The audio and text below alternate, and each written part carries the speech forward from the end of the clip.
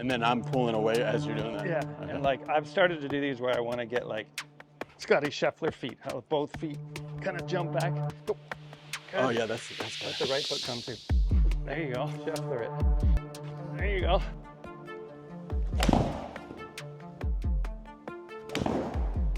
Ooh, that's like bullet straight. And to me, this is where what a lot of good players that I'm working with are telling me. If they can see daylight between their arms and their body, they can manipulate whatever they need. Hey everybody, thanks for watching. I'm at Cal State Fullerton in the lab of Dr. Scott Lynn, who you see it on the channel before. Hey Scott, thanks How for you doing, man? having us out. John Ortega, who you've seen on the channel recently, and I have been talking a lot about ground forces and doing some experimentation. And Scott said, that's cute, but you're not really seeing what's happening until you get on the plate. So you guys, Scott with Swing Catalyst, he's the research director for Swing Catalyst. He has a 4D plate, or 3D. Yeah, 3D plate, but each foot has its own as well. So you can really get under the hood of it. My question for this video is, I want to be able to use the ground more. And I can do that. Like if it's an air swing or a foam ball, I can get some pretty high numbers there. But the reason I shut my forces off is that anytime I use the ground a lot, the ball starting more and more left. Yeah. And then to play with that, then I'm going to have to, I start trying to crank the face open. So now I'm playing this shot all day. And I've seen that with some of the people who watch the channel and the stuff that we've done is that, okay, like I like some of the things about using the ground more, step drills, band work, stuff like that. But when I do that, my plane gets messed up. So we're going to talk today kind of about how to actually then get that on a usable golf plane. Yeah, and I think the key thing is to match the position of the club in space to your engine from the ground. Okay. So I think you've been working a lot on not matching the two things up. So you're not worried about the club in space and you're just worried about using the ground differently. And using the ground is a term that a lot of people, like there's lots of different ways to use the ground. Sure. So I think we're going to play a little bit. I know you've worked on pretty much everything there is to work on in your swing. And so I think what's a good thing to do is to work on both. Look at where the club is in space and what your engine is from the ground and work on kind of the two spectrums. So I call this kind of like a Goldilocks drill. We're going to go all the way to one end, get your hands really high and kind of work on what I would call more of a frontal plane kind of ground force pattern. Okay. And then we're going to get your hands a lot deeper and work on a transverse plane pattern. Generally, the answer isn't way over here, way over here. It's going to be somewhere in the middle, but understanding both sides of the equation, I think. Kind of like feeling the rails of of which one's going to be, and determining which one kind of, I've done this often with really good players, and sometimes one of them produces the bad shot that they hate, which is a good thing. You're like, okay, cool. So if you hate that shot, out there, you're like, oh, I know let's go to the other end of the spectrum and move away from it. And I think it's a constant battle, especially with the best players in the world, of dialing those two things in, the position of the club in space and your engine from the ground. And if one of them changes a little bit, golf gets not so good. Okay. And so it's matching those two things up. And with really good players, those margins are so fine. And that's why often I'm having, coaches on tour call me and say, because they can see the position of the club with their iPhone or just watching the guy hit on the range, they can't see the engine from the ground. So I get them all, call me and be like, where's in Greensboro, North Carolina? Do you have a plate there? We got to get on it quick because something's gone haywire and we don't know what that is. And so that's the value of the force plates, is it gives you information about the engine from the ground. Stuff that would have taken maybe like half a season probably to figure it out. To tinker and find out. You can do in like you a day can see really quickly, yeah, or in a few swings. Oh, depends. A few swings. All right, cool. All right, let's try it. So I'm going to start you at one of the furthest ends of the spectrum. Okay. So to me, a really good, and this is where I've done a lot of work recently with Dr. Greg Rose, and he calls a frontal plane swing like rocking and rolling. Okay. And so a good rocking and rolling cue is like a Kyle Berkshire drill. Sure. So you're going to rock and roll back and forth, and as soon as the right foot hits the ground, take the club away, get your hands as high as you can, and then hit it. And let's see what happens. Okay. Well, I'll try air swing first. Sure. Good. Okay. And after you do your last, like the right foot hits, the left foot doesn't have to come up again. So right foot hits. Oh, and then this doesn't. You don't have to lift that up. So boom. Yeah. Good. Okay. I'm ready. You ready? Okay, let's do it. Okay. Rocking and rolling. Monster stomps.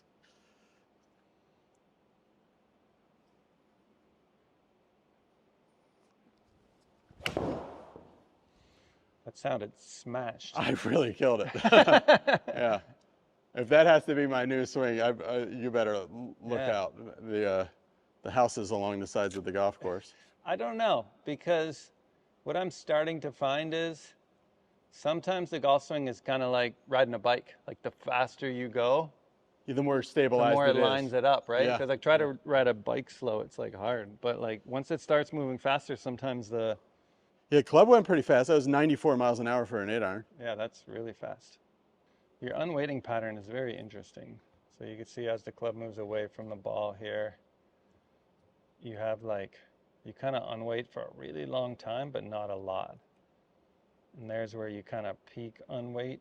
So this is where I'm lightest on the ground. Yeah, but it's almost near where you're getting to your maximum horizontal push. This is generally what we find with the Kyle Berkshire drills. You push laterally longer, not necessarily a big spike in lateral, which I don't mind that. You're kind of above zero for a really long time, which is good. And you have some unweighting, because if we look back at a swing you had just before this, you can see that where you hit your peak lateral, you're actually above 100%. So you're at 105. Oh, so you're actually So producing, that blue graph on the bottom is how heavy into the ground I am vertically? like vertically, yeah. And there's something about your unweighting that you don't like, because you can see how bumpy that is. I always tell people a force play is like a neurological exam. And if you'll see, like, I'm decent, well, decent, let's say, maybe not good, but I'm decent at unweighting. Sure. So you can see, look at how my unweighting happens, it down and up. And yours is like always been some weirdness happening here. So that would be something that I think, you know, if you wanted to be a frontal plane swinger and you wanted to do this effectively, you would have to do some more eccentric work in the gym, because like unweighting counter jumps, like off a box. land and so there's something in there that you don't like, eccentrics, and that's kind of showing up with all these little bumpy things there. But then where this shows me that it might not be ideal for you is when you go to put on the brakes after all this. You can see how jumpy it is. And it even gets more jumpy here than it is here.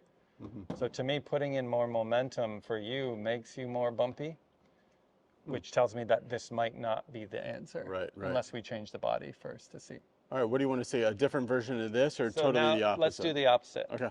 So now I want you to get your hands as deep as you can. All right. And use that ripping around the corner, kind of whatever you think of using the ground, like where the left foot kind of jumps back. That's a good way to think about it.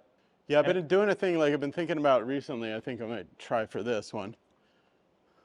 Where like, if I'm here, but there's like toothpaste that I wanted to squeeze out that way. Yeah. Like, okay. Yeah. So this one I'm going to try to match up. So get your hands flat deep. hands. Yeah. And then I want to feel like you're really ripping around the corner. Like if that left foot jumps back, that's fine. Okay.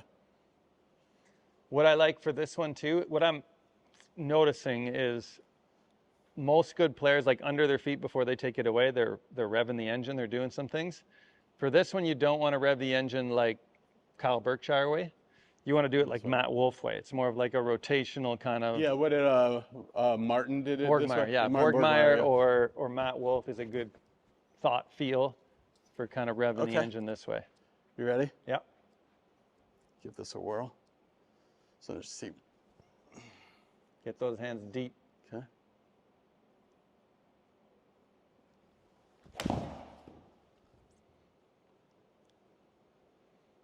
Well, they're totally different shots, but I hit both of them really good. I mean, that one's 95. It's faster. Carried 6 yards further. You carried, yeah, I think you carried 9 yards further. 9 yards further. Oh, yeah, sorry. I was on my swing there, so. That felt really more fun, which is sometimes like a pretty good metric for me. You know, swinging that way felt fun. Yeah. Why this keeps jumping back. Let me get rid of this thing here. Whoa. I don't know. I'm going above some dark gray there, which I like. I don't know what that is. Is that the horizontal?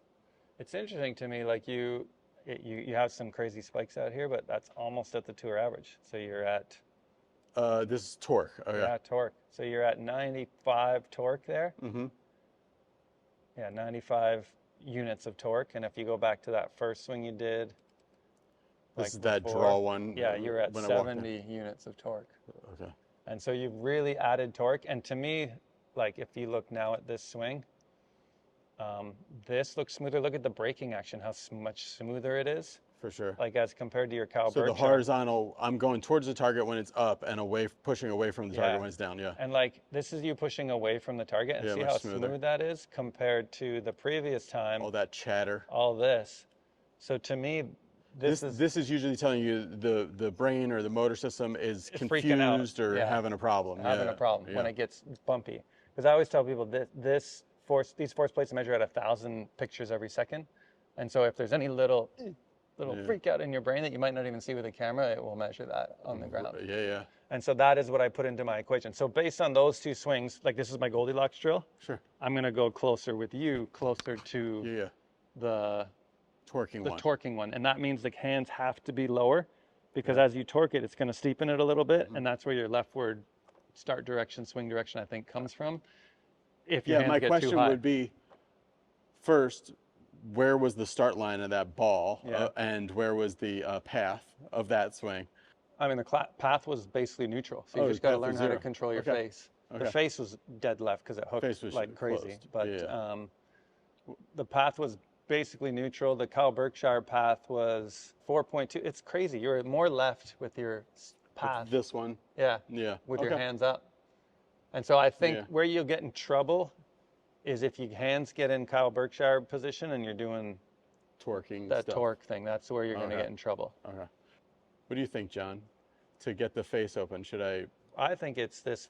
I mean, we don't have it because we only have one dot, but it's the rate of closure. He kind of really I always finish like this. Over. And I don't think you have to do that anymore. I feel like that's your old way. How about this one's because when you're doing this, you're going around the shaft. More of a spanking release rather than a rolling release. Like that, just the side to side windshield wipers. Yeah. Versus screwdriver. That's a lot of the guys you see that don't have a whole lot of this to impact. Yeah. When they get over here, the face looks this. For you, you're a good player. With 0.8 path, I would want to see a little butter cut. Like just think cut and do all the same things, and I think that will you'll figure out the face. Okay. Because I don't know what you were thinking there. You were just smash it, right? Yeah, I was just thinking about like if there was stuff in the ground or like, a toothpaste tube or something, that I was going to be here and then I was going to go push the ground that way and then push the heel that way. I love it. I mean, it brought your torque up from 70 to 95 or something like that. So more of that. But if I had a vote, it would be going more towards that and a cut feel. Right. Like, I'm going to try the same thing, but like more of a holding cut. Yeah, just feel like you're trying to cut it. So you got to decide where I want to be about here. Like I want you to get that arm across your chest as much as you can. Like reach that club for the door back there.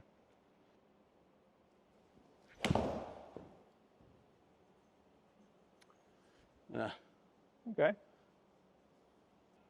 Yeah, zero path and face was shut a hair.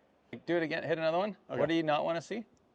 I want to see this ball, if I could hit my perfect shot, blocking to the right, like a yard right of that white flag. Okay. So start line more right, ball not curving. I think that's just face. Yeah, I really like swinging this way. I just, the designer puts all the worst stuff long left. So it's not a good place to always be. Right. So face a little more open and at address. Yeah. Normal ball position. Reach for the door and then torque the ground. Yeah. And hold it off just a little bit. That's nice. That was great. It felt great. It had a hair tiny draw. Yeah, that's 2 1/4 yards left. But it's a good shot. Two in to out, and I think you just aimed differently, right, to get the in to out path? Oh, I think that would be a fun thing to try. Let me try to use the ground as much as possible, but just get this ball somewhere on right field. Sure. Yeah. So get this ball started to the right. Yeah. Yeah.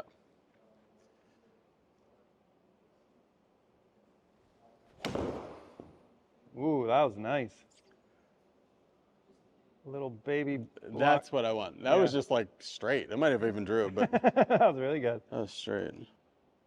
Hey, your torque's up, 8,500 torque on that one. Okay. I would get you doing a ton of these torque drills with your lower body. Hmm. Because I think as that, Give me an example to try of a torque drill. I like with my rubber bands. Sure. So there's a couple ones. Do you like, have one that's like, because when I've done this one, you know, here, Yeah. do you have one that's a little bit more like dynamic? Like as far as like I'm pushing something in a moment. Yeah.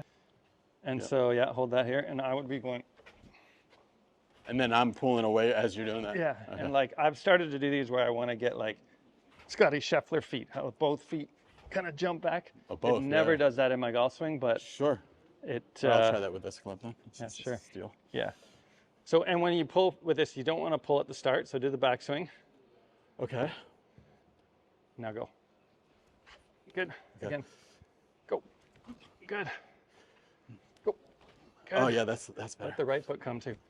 There you go. Oh yeah, okay. So Scotty Scheffler Yeah. when he's Scheffler it. There you go.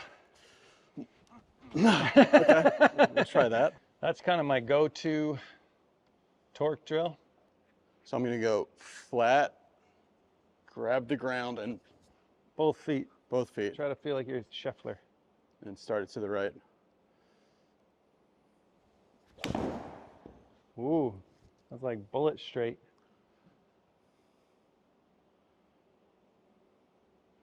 See, now I think That's the shot that I would love to hit. The little to the right and stays to the right, and I don't have to that's a worry good about matchup. it. And it's fast. Now the problem is your spin's up.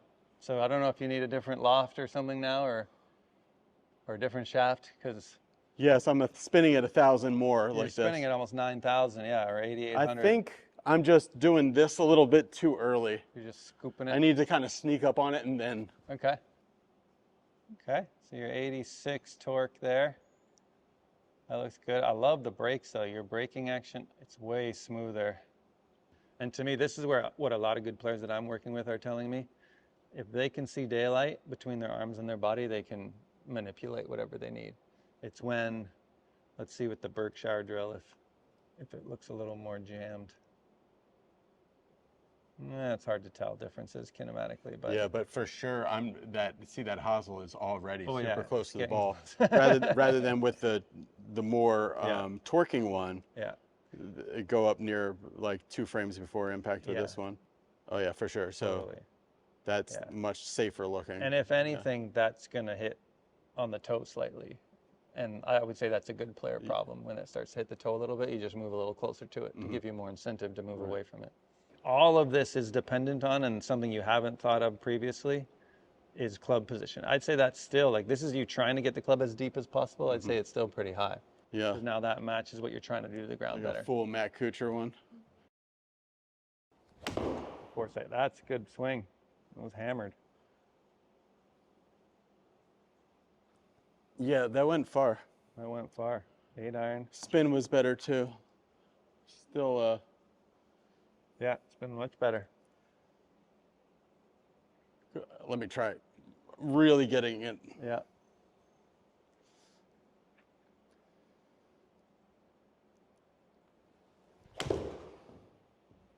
That on video should be pretty low. Yeah. That I wouldn't want to play like that, but I can see the benefit. Well, you just don't have the engine to play like that yet.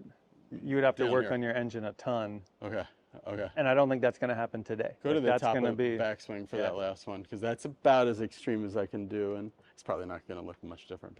But Yeah, oh, it was. that's good. So if I can get my hands a little lower and then just swing in a way that feels fun to me, Yeah, then that I think is a good combo. I agree.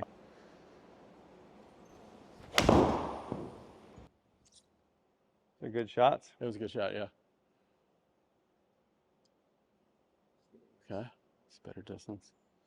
All right, I think that would be like a good sweet spot. Yeah, But I do feel like when we were doing this dynamically, I feel like yeah. all of that. If I was to ask you to wrap this all up, the original question was, how can we use the ground more, but still control where the plane is? Yeah. And I think it's matching the engine from the ground to the position of the club in space. Right. And So I if think, I had tried to do all that Scotty Scheffler stuff and all that jumping away with the hands here, I think your swing direction would have gone miles to the left Okay. and you would have not liked it, and you would have shut things down, or you would have started to shut down your lower body. Yeah, just to be able to get a strike on it. Just to be able to make a strike on it. So I think that's the thing, that you can see where the club is in space with your eye or your video camera, your iPhone, but you can't see the engine from the ground. And when we gave you the hands high Kyle Berkshire kind of frontal plane engine, your engine was very bumpy. Right. Like your brain was just like, I don't like this. It's so interesting about the swing catalyst is that it was a really good shot. Yeah. And it was fast. And we maybe would have seemed like, well, oh heck, you know, maybe it goes faster, maybe do that.